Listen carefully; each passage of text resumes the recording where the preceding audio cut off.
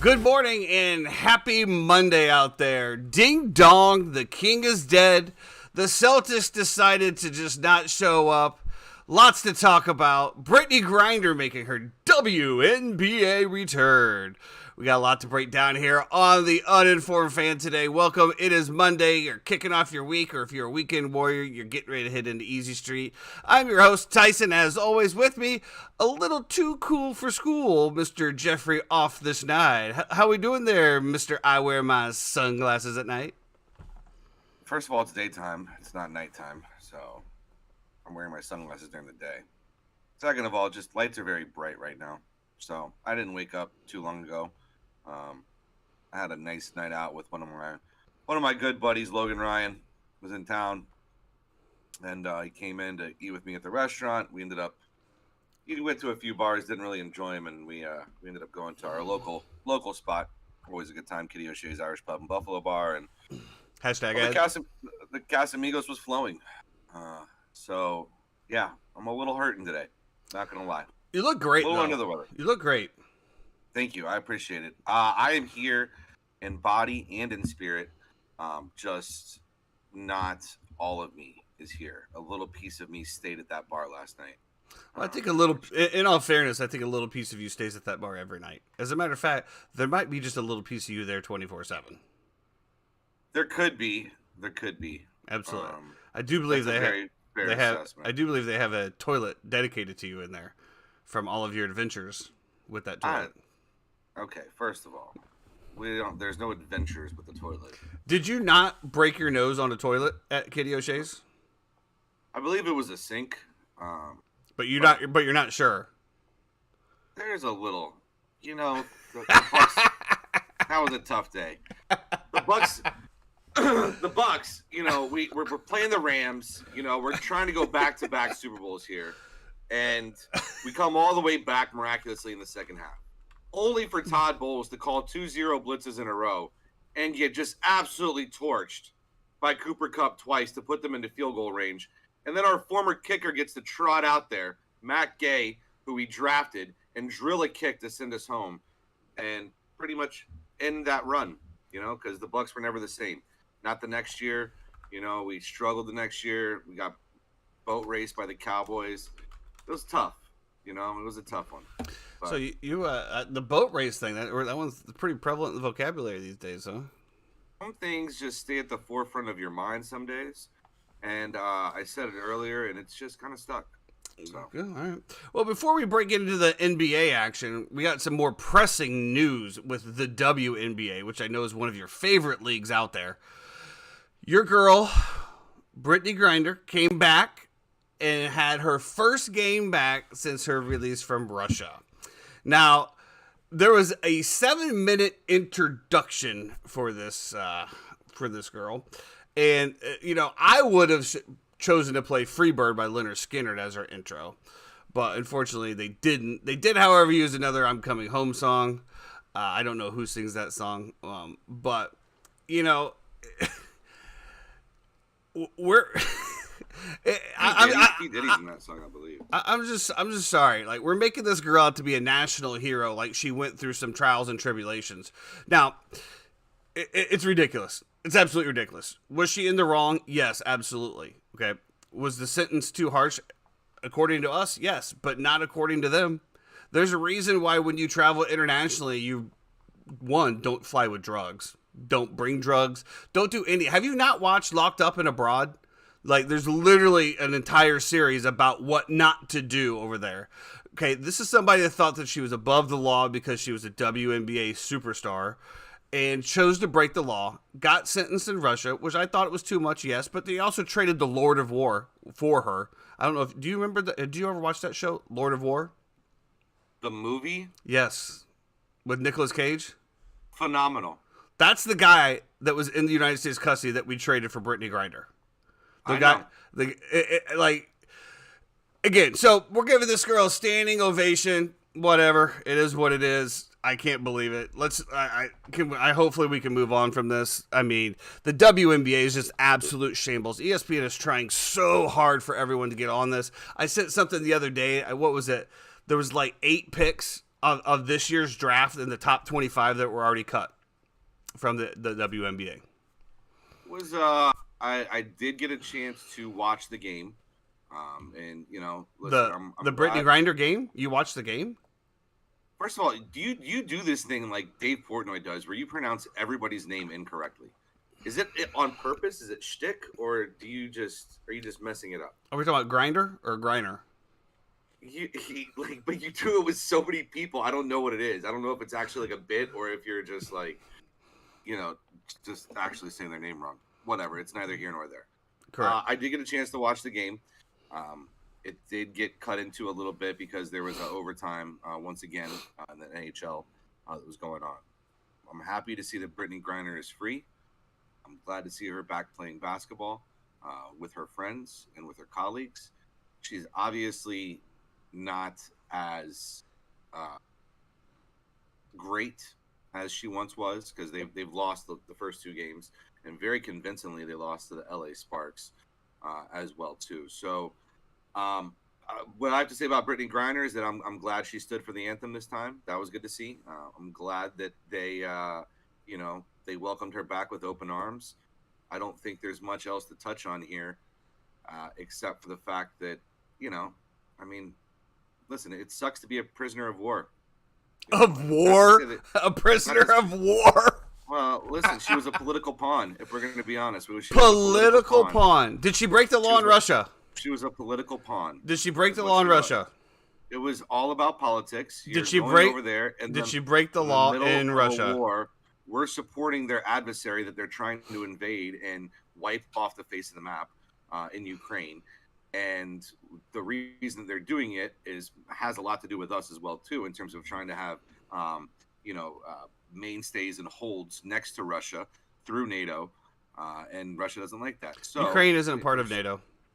I know, but we're trying to get them to be part of NATO, and that's one of the things that Russia. If we want to break down the Russia-Ukraine war right now, I mean, we can literally get into that. The only question I have is, did she break the law in Russia?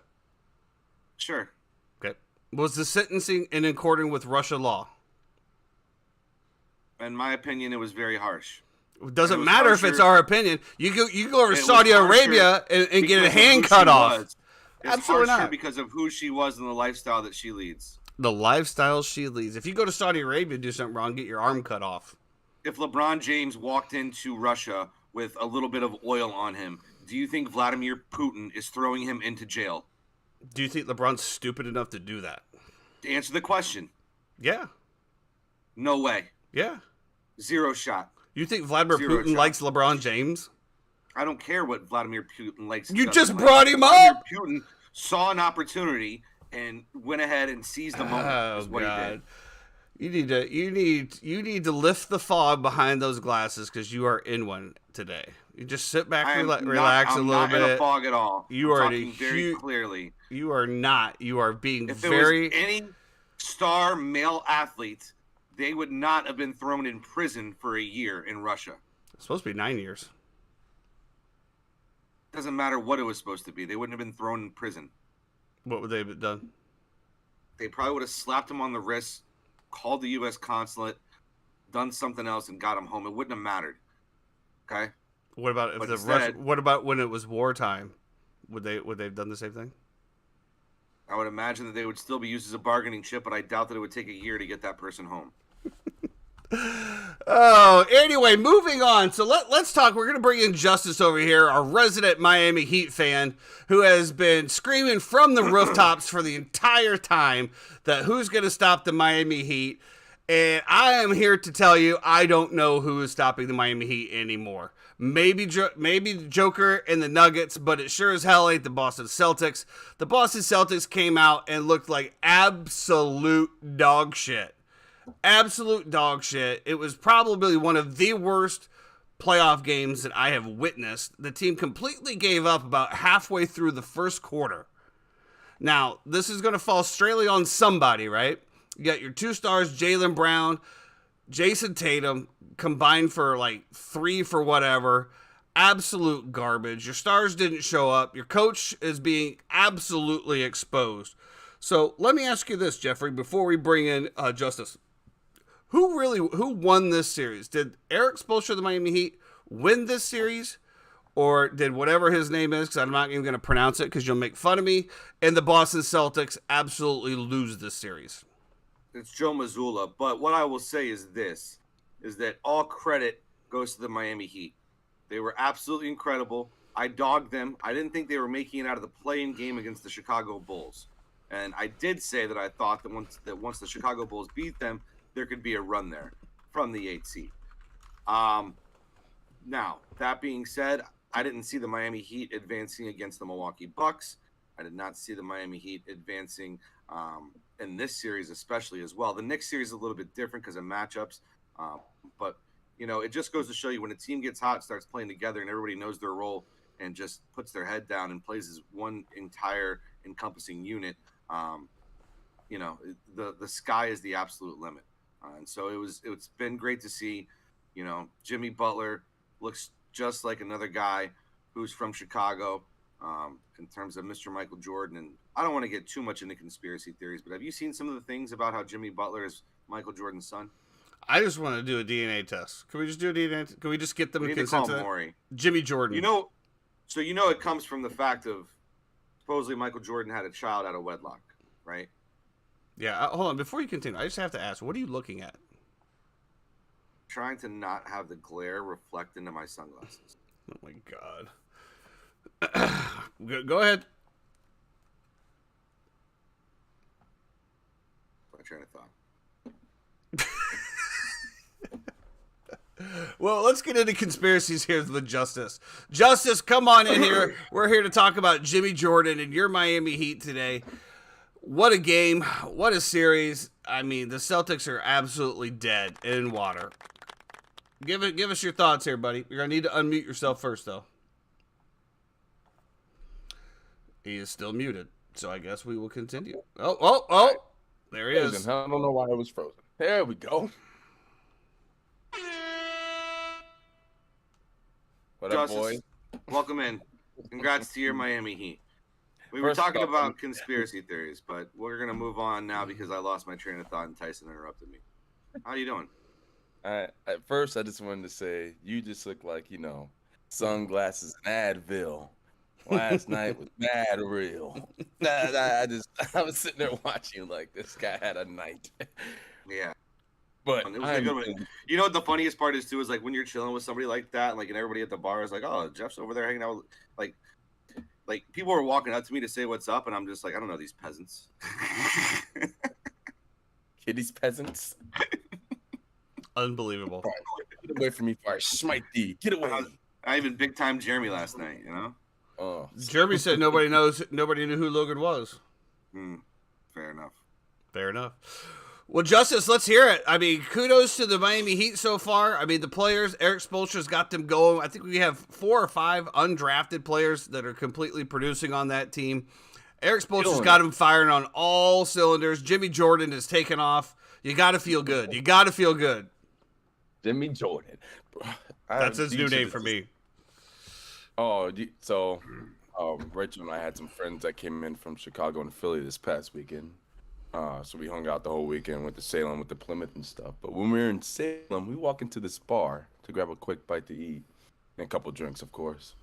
I walk in, I have a Miami Heat shirt on. The bartenders looked at me and just started throwing rags at me, like, "Get out of here! What is this?" I think it was last game, not yesterday, but the game before, game 2. And I was just like, "Oh, this is what victory looks like. Y'all wouldn't know how that feels." Oh, I'm in the midst. Oh, sorry. Sorry. What? No, you're fine. I'm just saying that's a ballsy move in a Boston bar. Oh, yeah.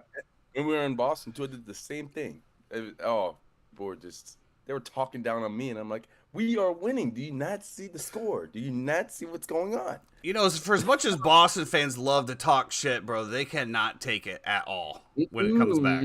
Not one bit. Rachel, you hear that one? No, she was so mad yesterday. I was sleeping with one eye open. I tell you that. I'll bet that's a tough thing to deal with there in that household when your wife's a Boston fan and you're a Heat fan. And your in-laws too. Your in-laws are there, right? Yeah. Yeah. There was a sad night in Boston. That's all I got to Big say. Boston fans as well too. What do you think's been the difference in this series so far, Justice? It's just they're just outsmarting them with so many different types of plays. I was telling y'all before, they're just taking the bait on the Jimmy double, and they're just dishing it to the wide open three. And these guys, even Kyle Lowry, when he pulls up to take some shots, I'm like, "Yo, pass the ball!" And he's again. Kyrie Lowry the showed guy- up. It's just they've been playing and shooting just well. I forget the exact. I remember at halftime they were saying they were shooting over like 64%. If I'm not mistaken, I'm like, You know, Jesus. I think the difference is Eric Spoelstra. I think that he is one of the most underrated coaches in the league. He is awesome, man. He is Especially awesome. with a bunch of guys they just pulled out of nowhere. It's You know, just like, yeah. I mean, he brought up through the Pat Riley system. You know, Kemba as his assistant with the Heat came up through it when there was a lot of name brand coaches out there. You know, and this is kind of what we were talking about before with the coaching carousel and stuff like that. When we're talking about Doc Rivers and stuff like that, give me Eric Spoelstra all day long. I mean, ever since, even before he had LeBron James, dude. I mean, LeBron could only have accelerated his career even further by getting that knowledge in there with Dwayne Wade, Shaq. I mean, he's going to go down, I think, as one of the best coaches of all time. hey, if we make this a legit championship run and he has 4 under his pocket, it's like you gotta give him his flowers. We're already giving him his flowers. You gotta give him all the flowers. When you say legit championship run, do you not consider the bubble a legit championship run? No, I'm just talking about how we were just like the 8th seed, barely made it. No, I know. I just, a lot of people got a lot of opinions on, Mickey Mouse championships. The thing with the bubble was it's the only thing I can make a legit case about it is just like not having fans there. I mean, that's the only difference. It takes away the home court advantage. I mean, that's it. Yeah, but I do think there's an argument to be had about the fact that like you're just focusing on basketball. There's no outside distractions. It's like more like true, actual like hooping. Like who's the better team? Who's the better player?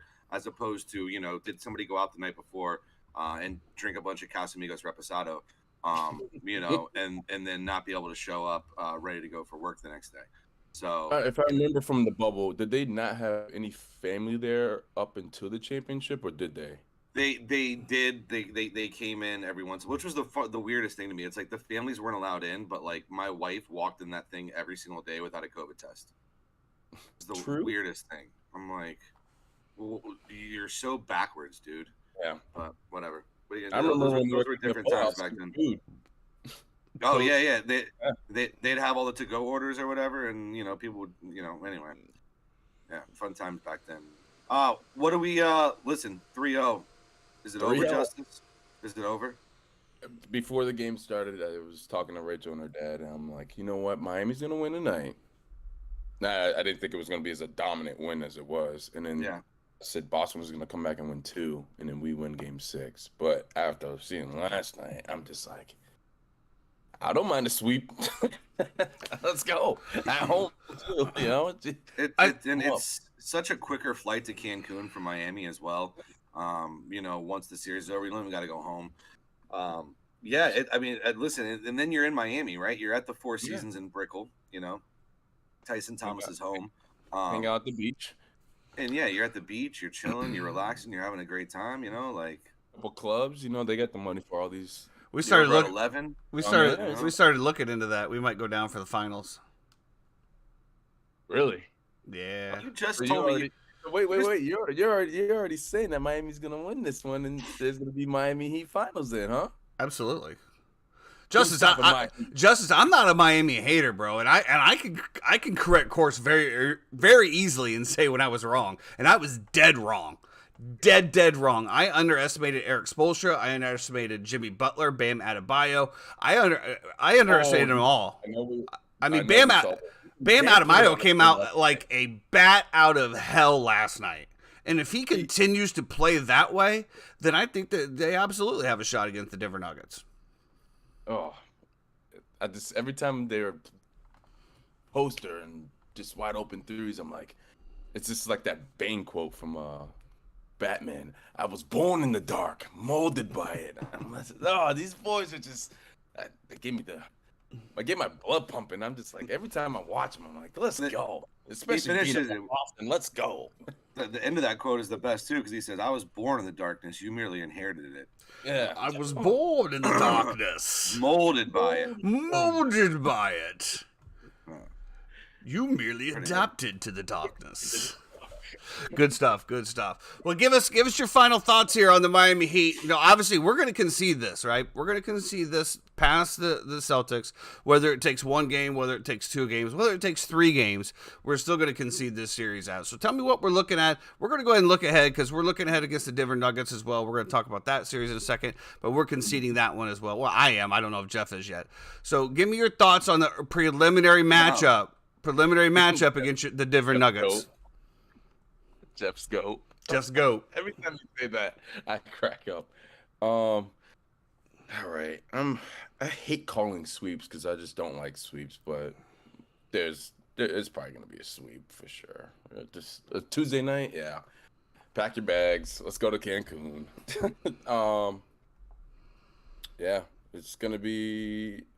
So how do you feel about matching up against the Nuggets, though? Do you feel like you're feeling good about that matchup? Do you think there's going to be some things that you're going to have to solidify? Eric Spoelstra's going to have to get a little bit more creative? Or do you feel pretty good about the whole series in general? That's gonna be a tough series. They play so well. The last game, Jamal Murray hit 30 at the half, and he's just every time he got the ball in, you just know he just pull up and you know it's going in. Well, I think Jeff will tell you, though, that the law of averages is going to even out at some point, just like we saw with Jason Tatum, right? Mm-hmm. The law of averages is going to, they're going to even out. He can't keep that up forever. It'll bounce Caesar's both gonna ways. call. Caesar's Palace is gonna call at some point and be like, "Hey, slow your roll." Yeah. That's gonna be a tough series if both teams pull off the sweep or whatever. If they both win. Well, we're definitely going to have you back on after this before we get into it. When the finals don't start, I do believe, to what, June 1st? June 1st? Yeah, it'll be a few weeks. Yeah, June 1st. So then we'll definitely have you on before that series to give it your preliminary breakdown, see what you feel like, see what the matchups are going to be, and give us the inside take from the number one Miami Heat fan that we know. And The also, way- I don't know if y'all saw, but Tyler Hero might be coming back for that one. I don't know if Finals. that's good. I don't know if I want that. Yeah, You're playing so they're good playing collectively. Crazily, just unmatched on every level, pretty much against Boston without him. And I'm like, You know what it reminds me of? It reminds me of Jameer Nelson coming back for the Orlando Magic, going up to play the LA Lakers, and he had missed most of the season. Rafer Alston was playing so good, and they were in such a groove. All of a sudden, now Jameer gets inserted back into the lineup, and it takes some time to get that rhythm back. And I mean, maybe the time off would be good for Miami in that sense, because you could get Hero back implemented in with some practices and stuff under his belt as opposed to just throwing him to the fire. So that might be a plus if you can finish and pull off the sweep tomorrow. But yeah, I don't know. The rhythm is a little bit interesting to me. I will say when it comes to that. Gabe Vincent's been playing amazing. He hit 29 last night. Just wide open threes. He's just well. What was the? I remember watching the first series, and they were saying that he has unjustified confidence or something like that. Like the guy just doesn't care. He'll pull up from anywhere and thinks that it's going in. A la a little bit of Bruce Brown, Jordan for the Poole, Denver Nuggets, Jordan Poole, absolutely. Some of those guys as well too. Is this your favorite Miami Heat team so far to follow, just because of where the expectations were and where you guys were at to what has come to fruition now? I mean, I love the big three when that was going on. This is just such an out of nowhere Miami Heat team. Like, Yeah. Where and how? How did they even just know? Did you guys see the story about J. Cole calling in the favors to get was it Caleb Martin on the team? No. Yeah, reading that one, he got cut from Charlotte. Him and J. Cole were like good friends because they're from North Carolina or lived in North Carolina, all that. And J. Cole was like every day they would be hanging out. Hey, why don't you sign? Why are you still a free agent? What's going on? And he's just like, I'm just waiting for my opportunity. And he just got on his phone. His boy called this boy, called him, landed him, got him a scrimmage in Miami, balled out, got him on the team. Boom. Look at him now. He's got a twin brother, Cody and Caleb Martin. They played for Nevada. They made a deep tournament run a few years back. but they were always kind of tweeners, right? They're like not Mhm. tall enough to be a big. They weren't, athletic enough, really at that time, ball handling wise, to be a shooting guard. But he has the perfect spot where he is right now as a slasher and just a 3-and-D guy. Really worked out Mhm. for him. Well, we all know it's not about what you know; it's about who you know. That's how you get Who into you the know. jobs for How- sure. How the world will always run. you know? Absolutely. Well, congratulations once again, Justice. We're definitely going to have you back on here when we break down the series on the next one. Looking for the sweep. I think it'd be very interesting if both of these conferences got swept, which has never happened, and then everybody's Yeah, sitting on their hands for a couple weeks here. Who's stopping my heat? Say it, Jeff. Nobody's stopping the Heat, bro. I don't know, man. It's crazy. That's something I haven't seen in a long time. But I'm happy for you as a true Heat fan. I'm happy for you. I'm happy for, my boy Jose, Jeff Hall, these guys, man. Guys who are actually true Heat fans. Frank, Josh over there at Kitties. You guys, and Ride or die, baby. I can't hate. As much as I don't like things for Miami, I am happy for all you guys as well. It's never too late to come to the dark side. Well, Ladies and gentlemen, he is Justice Bush. Make sure you follow him on Twitch at Justice Is Served. If you do like watching any kind of gaming in terms of Fortnite or competitive COD, he is a guy who likes to stream that. Make sure you go give him a follow and a like over there on twitchtv.com if you can. Justice, thank you so much for joining us today. Love you, boys. Appreciate have a the good time. one, man. GG. Appreciate you too, bro. Love you, man. All right, so moving on to the Western Conference. As you saw from the headline, ding dong, the king is dead. The Denver Nuggets win again and take game 3 out of LA. Both series are now 3-0 with the next game tonight in LA at 8:30 o'clock. So first I'm going to ask Jeff, do the Lakers win one game out of this series? Los Angeles Lakers have never won a game in the history of their franchise when trailing 3-0. A series. They've never won a game? Never won a game down 3-0. They've been swept every time they've been down 3-0. Wow. So you're saying no go. You're saying LeBron and AD getting swept at Me home. in my eyes right now. The Los Angeles Lakers are coming back and winning this series 4 games in a row. 4-3. Okay? You heard it here first, Put folks. it on the board. You heard it Whatever here you wanna do. first. The Would, Los Angeles Lakers are coming back to win this series. would you like to All put right. some money on that? Yeah, I will. Okay. Gentleman's bet? Polo? No. What? Nope. You just said that you're willing to put money on that. I already have money on it. I have multiple bets through I'm talking about from today. with other people. Today, me If and I you. need to, why would I just like take it straight up? I can find like a plus 1,000 line. I'll give you odds. What's the risk amount? And I'll tell you your potential win. Nope. Not doing it. Well, I think that, the Lakers are absolutely toast. I think the only reason why Denver possibly doesn't win tonight is because they want to clinch back at home and celebrate in front of their home crowd. It's a dangerous thing to do. It is a dangerous thing to do, but you know what? There's no way in hell that this Laker team is winning 4 in a row based on what I've seen. They'll be lucky if they get 1 out of LA. I wore the purple and gold today. The vibes are high. We're going to get back. We're going to make it happen. Lakers Nation, stand up. We got too much pride for this shit. All right? We're not. I didn't realize you were a Laker fan. If you are, I'm not. But if you are one of the players on the Lakers, okay, you cannot allow yourself to be affiliated with a LeBron James team that got swept. Don't allow that to happen. Don't allow that to happen. Stand up, play better. All right, I'm looking at you, D'Angelo Russell. All right, I'm looking at you. Whoever, Jared Vanderbilt. Make some plays. Get out there, get involved. Let's just perceive this then. So let's just say that your fruition does not come true, and the Lakers lose the series. Not saying they get swept. But actually, you know what? Let's present it 2 different ways. Let's say one scenario is they get swept. Another scenario is, let's say they lose 4-2. Let's say they get 2 games out of this. Does this affect LeBron James' legacy? LeBron LeBron James gets swept, he will never be able to be considered in the GOAT conversation ever again. Okay. And if he gets a couple games?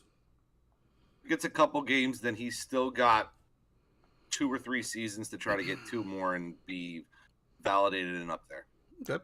I'm going to give you a little hot take on this. I'm going to go a little bit off the script here and say that LeBron James's legacy is already cemented. The fact that he's 38 years old and we're still judging him on whether or not he can, eclipse Michael Jordan at this point, we can all agree LeBron James is still playing at a high level, but he is past his prime. And the fact that we're sitting here grading him at 38 years old, whether or not he can get it done to continue his legacy, to me is a little bit, it's a little crazy to me. I think that, when Jordan was in his prime, that's when he was in his prime. We didn't look at him at the Wizards team and say, if he didn't take that Wizards team to the finals, that he's still not Michael Jordan, or he still didn't perform at the level that Michael Jordan used to perform at. So I'm going to throw you. I'm going to throw you a little curveball there. I'm going to throw you a little curveball because LeBron is chasing, right? So if LeBron is chasing while your career is going on, you can continue to add notches to your belt. I agree with that, but I don't think you lose notches. I don't think you lose notches. Oh, I don't think. Well, okay. LeBron's not going to go down from number 2 by getting swept in the series. I guarantee it. In a lot of people's books, he will. He will move down. Because they're haters. There's no other way to describe it except that you're a hater.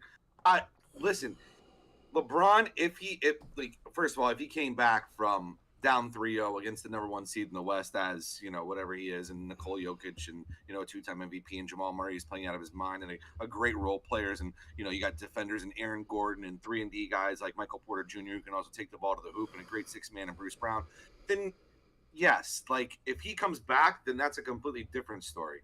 I do think he'll be solidified at number 2, but if he gets swept, I don't think that you can ever – I don't think he can be part of that GOAT conversation. But that's just saying that the gap between him and Jordan when it comes to playoff success is that wide now, Well, I think, watching him, especially this last game, continue to throw up brick 3-pointers. Now, I'll give him credit. I mean, he kept shooting. And I'm the one that'll tell you got to keep firing, right? No matter what, you just got to keep firing.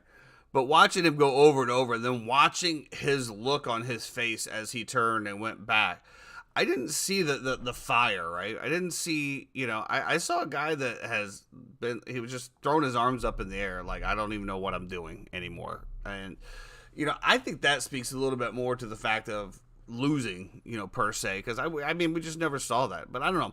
I guess you make a valid point there, whereas LeBron is chasing Jordan, and Jordan was chasing nobody at this stage in his career. But I definitely don't think that he loses points for this. I do believe he loses points, though, for the way that he's approached the game and approached his teams. And the reason why I say that is LeBron James, we know, handpicks his coaches, handpicks his players, and assembles his own teams, right? So when he's assembling his own teams and that said team gets swept or basically gets humiliated, which they have, the same as the Celtics. I mean, let's be honest. I mean, this is a humiliating series for the Los Angeles Lakers. And then what they've given up for him to get I think that reflects worse on him than the fact that what they're actually doing on the court. I mean, he has to say in everything. I see you squinting your eyes there. I don't know if that's hungover or if that's what you don't. I really agree, because I don't know, to go from out of the playoffs, right, to all of a sudden then you get into the playoffs and you beat good teams in Memphis. You beat a really good team in Golden State as well too, who I thought could win it all and would probably beat the Nuggets if they played in this series. But to beat both those teams to get into this spot. Now, if you look at a lot of what's happened in this series, it's been very unfortunate for the Lakers. LeBron hasn't shot the ball well, but even when they've had shots that are good, like the amount of in and outs they had last game was incredible to me, where they're firing up threes. It looks good. They're backing away. They think it's in, and it's just out, like I think I counted 6 or 7 in one game, which to me is incredible. Now, you're not going to blame the rims. You're not going to say anything like that. You're playing at home. You should be able to hit shots. But I do think there is a sway or a swing that will happen where you're correct. Law of averages will eventually balance out. My problem has been with the lack of effort that we've seen towards the end of quarters and the end of games with the Lakers. It seems to me like they've gotten so complacent. You looked at 6 minutes left to go. Yes, it is a 10, 11-point game, but you have a chance to pick up everything full court. You have a chance to try to trap in corners. You have a chance to try to cause chaos and cause turnovers and speed the game up. And they're walking the ball up the court. They're allowing Denver to walk the ball up the court. There was no pressure in those last 6-7 minutes of that game in the fourth quarter. To me, that's a big problem. Absolutely. And Jeremy's chiming in over here, and he said that he thinks this is more Rob Pelinka team than it has been a LeBron's hand pick, and he's the one that made all the trades. And the only thing I'm going to say to you, Jeremy, is on that is if you don't think LeBron James approves or denies every single trade that is on the team that he has, I don't know. I don't know what to tell you, bro. I think tonight's going to be a great game. I think, I hope you're going to see the will to win. I thought LeBron played great in that second half. And yeah, I mean, maybe he found his jump shot. He did hit 3 or 4 threes in the fourth quarter. Who was that? LeBron. Oh, he did? I didn't see him make one. Yeah, I think, I don't know. Are you sure about that? Yeah, he finished with 3 or 4 threes on the night. I can look it up. I was going to say, down the stretch, I watched him just brick all of them, especially the ones that could have got him back into the game or got him right there. Jeremy said he had back-to-back threes. I don't know what quarter that was in. Was it in the fourth quarter? Regardless, so like I said, I just want to see him drive the ball more. I mean, I don't know. There's a lot of whispers that, he is injured. He needs some off-season surgery, stuff of that nature. And I'm not here to make any excuses for him. Maybe that's why he's not driving it. But the guy is just an absolute beast. There's nobody that can stop him. When he gets full speed mode from the court, from the three-point line when he's coming down, everybody just gets out of his way. I mean, they literally get out of his way. They're not going to take a charge. They don't want to get hurt. They're just literally get out of his way. So I think he does that all the time. I mean, you don't want to end up on a poster of a 38-year-old either, I guess so. But it's still LeBron James. So, I mean, regardless, whatever. I don't know. Well, like you said, we'll see what happens. Never in the NBA conference finals has both teams been swept into it. We are looking at dead in the eye. It's absolutely terrible for the NBA. It's a bad look for the NBA, and obviously it's bad for ratings because both teams get one. So yeah, I don't think either of them gets swept. If they lose that TV money, who knows what's going on there? We'll see what happens with that. I do want to give a shout out. I know we are talking NBA. You mentioned WNBA earlier, but do you see the performance by Breanna Stewart last night? Absolutely not. For the New York Liberty, dude. So she just got signed in the offseason. Her, Sabrina Ionescu, Vandersloot, they have a pretty good team in New York now. They kind of rebuilt it over the summer or over the break that they had. But she comes out and puts up 45 points in 3 quarters. So I know we give the NBA a lot of hate, and, the product isn't the best sometimes. But when it is, I do want to acknowledge it. And shout out to Breanna Stewart last night for dropping 45 in 3 quarters. I don't think anybody is there to hate. I mean, I'm there to hate on them. My thing about the WNBA is that when people yell for equal pay and stuff like this with the WNBA, it really falls on deaf ears because when you look at a situation like even the Brittany Griner coming back, right? That game was not sold out, in LA, and that should have been, if you really want to, rise up and push this product up and support it. The people who go to NBA or who don't go to WNBA games are women. Like most women don't support the WNBA. It's a very niche thing. So, and it's supported by the NBA itself. It's a tough argument and falls on deaf ears to me many times. I've had women yell at me at the bar about it, and I go, "When's the last WNBA game you went to? When's the last time you watched a WNBA game?" And that's it. There's no other argument. I don't know if you can use the argument of when's the last time that you went to a game, based on your status as far as that. But watching a game, absolutely. Watch the game, absolutely, yeah, absolutely. I said this from the beginning, because my father-in-law watches a little bit of WNBA. Yeah. And that's because my sister-in-law played in college. And I've kind of said this from the start. I could see that. She's got a tall... the people that are following the WNBA... or even like college, the college women's tournament are family members that have somebody that has played the game. And when I'm saying that, that's how they got into watching women's basketball. I mean, there's nobody that, to my knowledge, I'm sure that there are, but there's nobody to my knowledge that just got up on a Saturday and said, I'm going to start watching WNBA basketball action today. Now, when there was nothing else to bet on, then I thought people were watching the WNBA as something to bet. But I feel like you don't just get into it, right? I just feel like you had to have a door opening, and usually that was through a family member or somebody that you knew that was playing at a high level, or maybe even, like I said, college or even JUCO, something of that nature, where you started watching women's basketball, and that's kind of how you got into it. I don't see a whole lot of just new people coming in saying, hey, this looks exciting, I'm going to watch the WNBA. I think so. When you talk about women's basketball too, I grew up following women's basketball mainly because I played high school basketball. Our women's team was pretty good. There was one chick, Sarah Kaufman, who was just a stud, who I used to play one-on-one with all the time, and she was really, really good. So I would follow it, but also my dad went to University of Tennessee.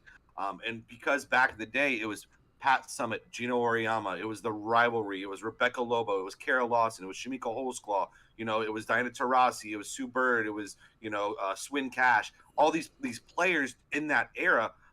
It made me a fan and made me watch and follow, and then in turn watch from a distance when they got into the WNBA. But I first fell in love with it on the rivalries that they had in college. I think we all enjoyed that Pat Summitt Gino rivalry. I watched that. Not necessarily the whole thing, but obviously I see your point there. Yeah, absolutely. Before we move out of the NBA here, I did want to mention that Carmelo Anthony has retired. What a great career he had. I do believe it was 10 All-Stars. Never got the chip. One of those guys that kind of like, the Charles Barkley of the world, that had great careers but just never got it done. But, hats off to Carmelo Anthony for a great NBA season. Enjoy the retirement life. Hopefully you saved up your bank and can enjoy it as you see fit. I'm sure he's doing pretty well. But, man, prime Carmelo was something to be dealt with, man. The guy had hops out of the gym, pull up three-pointers, obviously won the national championship with Syracuse, which will always have a feather in his cap on. It's upsetting and sad that he didn't get an NBA championship, but who knows? It's so tough to win championships, and it's tough because that's the litmus test that we hold everybody to, is how many championships did you win? Got to win chips. Definitely going to be a Hall of Fame career, though. Definitely going to be in the Hall of Fame. Top 50 player all time, in my opinion. And then over the weekend, we saw some amazing fireworks out of the PGA Championship, eh? I mean, Brooks kept coming, holding on. The Live Boys win. Dustin Johnson kind of fell off a little bit. But the biggest story was, what was it? Brooks? The PGA Pro that came out there and shot one over par. Kind of stole the show a little bit from Brooksy. Had a hole-in-one on 15 there, and had three straight par rounds, plus one on Sunday. Michael Block. Thank you. Michael Block. But what an exciting event! What a treacherous course, treacherous conditions. Wow, what a great event! I know you watched a little bit of it, but like I said, I think the Michael Block thing kind of overshadowed everything. I kind of felt sorry for a little bit for Brooksy. I know when Rory was there at the end, Rory was kind of like, well, Michael Block was getting more cheers than Rory. It was pretty cool to see. We chant "one of us" a lot, as far as our golf chants, but it was nice to see. He's not really one of us, but he's kind of one of us, right? Oh, he is one of us. One of us. So to go out there and point it. They one of my good buddies, Dustin Haddad, is a club pro. Head pro for his course that he works at, Seven Springs, over in the Tampa area. And his wife and us, we're really, really good friends. I mean, to the point of, we travel together. Our kids are best friends. His kid bumps his head on Saturday at the baby shower. And, I literally pick Cam up and, I'm consoling Cam and putting ice on his head. And, like that, we have a really good relationship with him. So she's telling me a story about how a mutual friend of theirs is out at the PGA Championship on Wednesday. And they're trying to get into the merch tent to buy some merch before they get out of there. Well, lo and behold, Michael Block is sitting on a golf cart. And he says to him, he's like, hey, man, do you need to get in? He's like, yeah, it's cool, though. Don't worry about it. I'm just waiting on the merch tent to open, blah, blah, blah. Michael Block goes, no, come with me. Literally, random dude grabs him, takes him into the merch tent. Guy buys whatever he needs. They go back. He's like, where are you heading back to? Michael Block's like, or that's what Michael Block says to the guy. They end up going back to where Michael Block is staying, drinking wine and banging down beers until like 12:30 in the morning, having dinner, doing the whole thing, ordering food, just hanging out with a random dude, you know, because he's there with their families or whatever. They end up just all hanging out together, and then he goes out and ends up making the cut. An absolute incredible story, and just seems like an all-around amazing human being as well. Is that the one where I saw with the picture of him out at the pub? Like there was one on social media where he was out at the pub after the round, like at the local bar. So like Melissa, like bless her heart, she pretends like for Dustin to be like a huge sports fan, and she is not. And she told me this story in such detail. I was like, okay, like I definitely believe you, Mel. Like that's cool. That's really cool. Blah blah blah. You know, and we're watching it on Saturday. This is before he made the hole in one, before he makes the run, before he finishes at +1, before he qualifies for the other events that he has as well too. I guess the question would be, is this validation for Liv? And I know Bryson DeChambeau had some very poignant comments on it, that he feels like this is a validation for Liv. I don't think Liv needs to be validated. I think the top players in Liv are very, very good. You know, the argument becomes the middle to the bottom. You know, is what we talk about with Liv, and that's what Paul and Chad always harp on so much as well too. So, listen, shout out to Brooks Koepka, go Knowles, baby, happy for you, man. You know, if you watched episode 2 of Full Swing, Oh God, dude! really, There's no shot we are gonna do this again. No shot. No shot. It's gonna be it's gonna be a standing guys joke. who finished well too, though. You know, Brooks Koepka, Bryson DeChambeau. You know, I know Chad had Brooks as well. He did share Patrick Reed as well, that he liked to. Bryson, you know, wasn't really a pick, but you know, Bryson. I will say this, and I mentioned it in the group. Bryson looks good, dude. Like he looks healthy. He doesn't look as bulked up. He looks comfortable. He's got a nice glow to him. He seems in great spirits. I don't know. Bryson to me is starting to shift a little bit in my mind. Yeah, I said that in the last tournament that everybody kind of glossed over. Yeah, well, actually, I did. I think Chad said, "Well, yeah, that's what happens when you get off the steroids or something like that," or maybe that's what he replied to you. And they said he's got a new swing coach now, and he's got a new like kind of preparation and like over like look at. I just I like to see people doing well and kind of glowing up a little bit. Jay Swin just had a point. Also, no live gear this week. No, they did. They did. He said Bryson DJ, didn't have his live gear on. I saw Phil did. DJ did too. I saw DJ wearing his stuff. So, yeah, I mean, like I said, I think he looks a lot better. His swing to me just looks a little different. Like he's standing more upright, but like he's like up a little bit. To me, though, it's just the Bryson had the Ryder Cup umbrella. That was awesome. That was pretty cool. Really? Yeah, he was rocking the Ryder Cup umbrella. To me, it's just his distance is something just out of control. Like he was hitting a 7-iron like 210. Yeah. And it looks to me like he's shortened his swing. It's not as long anymore, but that left arm just as straight as an arrow. And then watching him putt, he just looks so weird putting. It just, I don't know. It just looks weird to me. But yeah, shout out to him. And to your point, I don't think the live needs validation. I know Greg Norman wants to stand up on his soapbox and keep beating his horns. But bro, like we realize that you got some of the top golfers in the world, and we realize that they belong there. And those people that belong there will never have to worry about trying to fight to get in there to belong because they show up. It's to your point, like the rest of the golfers that are further down the list, even though they might win on the live tour and they might beat said golfers, there's no way to account for them to be able to gauge whether or not they get invited to these big ones is the downfall. Yeah, no, and listen, I mean, like we said, live has great golfers and they perform well, and I do think that there's an aspect to some of these live golfers who left, and I think Brooks has made some comments about it too. Obviously, this is great for him to win, and it'll probably quell some of those. But I do think that if they were to know that they could still compete at this level with these guys around them, all the time, I think their decisions might have been a little bit different. And also, if the PGA would have adapted instead of being too rigid in that moment, if they would have adapted to more about what Liv was talking about with money, with engagement, with different stuff like that, I think you might have seen a different outcome when it comes to these guys. Absolutely. And Phil got filleted for that, but that's exactly what Phil was talking about. He's like, more money in these purses. The purses didn't change for how long? Decade. You know, the purses were the purse. They didn't have any type of other events. They didn't have, you know, these scramble formats or stable for formats or, you know, alternate shot formats or anything of that nature. And the players went to them. They were like, we want this stuff. And they said, no, the PGA is the PGA. And then they said, all right, well, we're going to do this. And then all of a sudden the PGA found millions of dollars to give away more.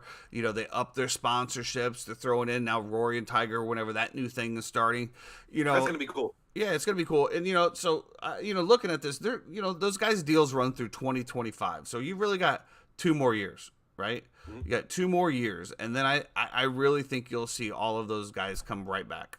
I think Liv will be over. Absolutely. It's going to be very tough. But I think that in that time, if Greg Norman plays his cards right, it would really behoove them in these 3 years to get with the DP Tour, to get with the PGA Tour, and figure it out by the time that ends. Because you're going to lose all of those top golfers. They're all going to go back because they've already made their bag. But you know what? Who knows? They might come back at them with more money. I don't know. I'll say this, and this was when the argument about the Saudis was given. It was about corruption and where their money comes from and so on and so forth, right? Blood money. And about, you know, killing journalists who don't agree with you. All I will say is that you always need to be careful who you sleep with and who you get into bed with. That's all I'm going to say. Because I understand that this deal runs out in 2025, but the Saudis have a lot of money, a lot of reach, a lot of anything, and they don't want you to leave. As Cristiano Ronaldo, he's getting $500 million, and guess who else is going to go there? Leonardo Messi. He's going to get $500 million to go play against him. So, yeah, I mean, if you're all about the bag, I think that they're probably, if they want to continue it, that's the only thing. If they want to continue it, if it's, because, you know, one of the biggest reasons why they wanted to do it is because, you know, with their perception, the PGA Tour, the DP Tour, nobody wanted to go to that region, right? Nobody wanted to play in those areas due to that. So that's why they wanted to grow the game of golf in their area. So they said, all right, screw it. We'll just come up with our own tour. So it comes up with, if they still want to continue, what do you mean? You think that Liv is all about growing the game of golf? In Saudi Arabia, in the Middle East. That's a good portion of it. Absolutely. I don't think so, dude. It's a good portion of it. They've played like 3 or 4 events already in over there. I think so. And whether or not it's to bring visibility to the courses that they want to charge for in Dubai in those areas, maybe, I don't know. I'm sure there's some economic impact, but that's what it was originally when they came out and said, yeah, they wanted to grow the game of golf in the Middle East in this rich oil infested area. Is what they wanted to do. So it just depends on if they want to keep it going. We all know that they have so much money that they can literally do whatever they want. There's no taxes in the whole area. Like in Dubai, there's no taxes. There's no sales tax. There's no income tax. There's no nothing. There's also no reporting of income for them. Right. They just build. For all we know, they have $10 trillion. They have more money than anybody. I mean, they're pumping 1 million barrels a day. I mean, millions of barrels a day of oil. Like, they have so much money, it's not even calculable. Forbes won't even touch it. We're talking about trillions and trillions and trillions of dollars. So if they want to piss away $1 trillion every year, they certainly have that. So it just depends on if they want to continue. If they want to continue it or not. And, you know, like I said, so their contract comes up at 2025. They got $100 billion for their first contract. If they want to continue it, they might come back and say, we'll give you 200 this time to stay. And then those guys are going to be in a real pickle, right? I'm of the opinion of, and I guess I don't know because I'm not a 100 millionaire, but from people that I've talked to or I've heard speak about being billionaires and, you know, X amount of dollars and so on and so forth, it comes a point where you have everything. There's nothing else that you can attain that you need. You know what I mean? Like, but you're trying to get generational wealth is what you're trying to accumulate. When you figure out $100 million, by the time the United States government gets done with it, you're probably going to take about 45 million home out of 100 million, especially depending on what state you live in. I mean, and that's the reality. The federal government will take almost half right off the rip before you get into the state.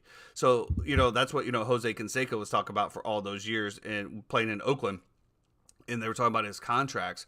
And when he's like, you're getting paid $20 million a year, which then was a lot of money. He goes, out of that $20 million, you know, he goes, I only make $8. $12 million goes to taxes. So I think when we're Yeah, talking about, we're looking at like Lamar Jackson and these huge contracts. We're talking about generational wealth, right? We're talking about taking your entire family lineage and moving them into a completely different category to where you have enough money that you can just literally sit on the interest and nobody in your life that you want or touch would ever have to work again. And like I said, $100 million. I don't know where Brooks lives, but I guarantee it's cut to 50 right off the rip. Pretty sure he lives in Jupiter. So at least he doesn't have state taxes in Florida. So he might get away with 60 million out of it because at the federal it only takes 40. Most of them live in Florida. Yeah, but yeah. So I mean, we'll see. But what a great weekend! What a great tournament! What a great course! I mean, the course, even though it played tough, was in immaculate shape. Those greens were phenomenal, man. Did you see Phil's comments on it? I did not. So Phil came out and said, it's such a fine line to walk in terms of making a course too hard to where it's unplayable and not fair, and making it too easy where everybody can score. He said in all the years that he's played golf that the PGA did the best job on a golf course he's ever seen in his entire life. Wow. He said the way that the course set up, the way that everything was, it was tough, but it was fair, and it made you think, it made you do everything. And he said, I believe that was the exact comment, was it was the best setup I've ever played in my life in a golf tournament. And based on what the boys were talking about the setup, we should have known, or I should have known. Obviously, he's at the end of his career, but Phil's never won the U.S. Open, which is typically the most treacherous course of the entire year, and they were definitely comparing it to that. So, but yeah, great job by the PGA. Great, and I do believe that's the biggest prize purse of the year is the PGA Championship. Congratulations to Brooks. I mean, that guy is just coming home with bank after bank. I mean, unfortunately, he did win it in New York though, and you do have to pay the state taxes in New York. So yes, he will only bring home about 45% of whatever that check was. Good stuff. The check was 3.15 million. So, you figure he's taking home about 1.3, 1.4. Yeah, 1.35, something like that. Yeah. And they're sitting there, and these politicians are sitting there banging on their head saying, "We need more money, bro." Yeah, I mean, it just. Oh, anyway, that's going to do it for our show today. I hope everybody has a great Monday. Have a great week. We'll see you back here on Wednesday with Gap Wedge Wednesday. We'll see if the Lakers can hold on, if the Nuggets claw it out. We'll see what keeps going on. Everybody, keep playing. Have a great day. Great, thanks.